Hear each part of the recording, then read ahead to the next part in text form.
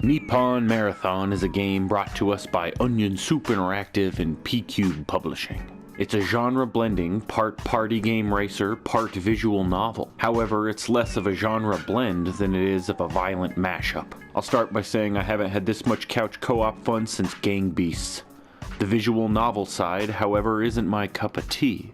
I platinumed the game, and that requires you to run through the story 4 separate times. Each time you play it through, you experience the same story through a slightly different character perspective. There are subtle nuances and backstory that will pop up, but for the most part, it's the same story played out with the same weird twists in the same exact weird way.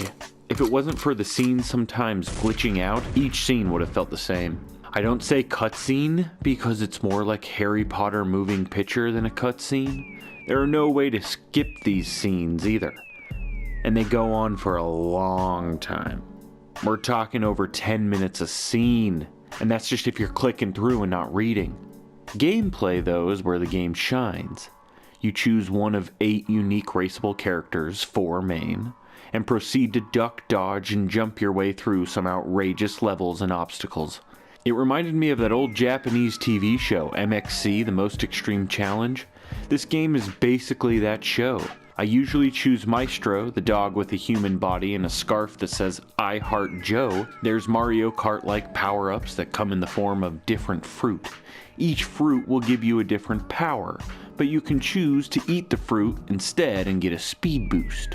Nippon Marathon is a physics-based runner, so you can imagine some of the brutal trips or missteps that can naturally occur. There's a limited amount of tracks you can race, but those get old fast. The graphics are pretty awful, however there are some amazing hand-drawn loading screens. There are 2 mini side games, one called Lobster, where you try to run further down the track than the other player, and if you don't, you get an L, and then an O, and then a B. These tracks look and play like the TV show Wipeout with the big red balls and the flying foam arms. There needs to be more of these. The other minigame is bowling, of sorts. Who doesn't love a good bowling minigame?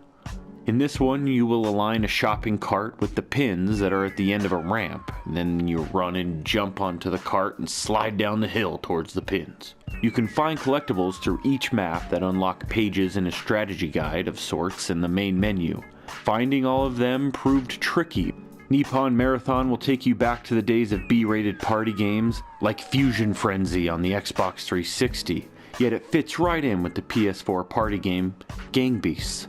Although it doesn't come close to touching the magnitude of that is Gang Beast, but it's a nice addition to the console if you can smash X through those cutscenes. In the Versus mode, you get no cutscenes and it's fantastic. Co-op, baby.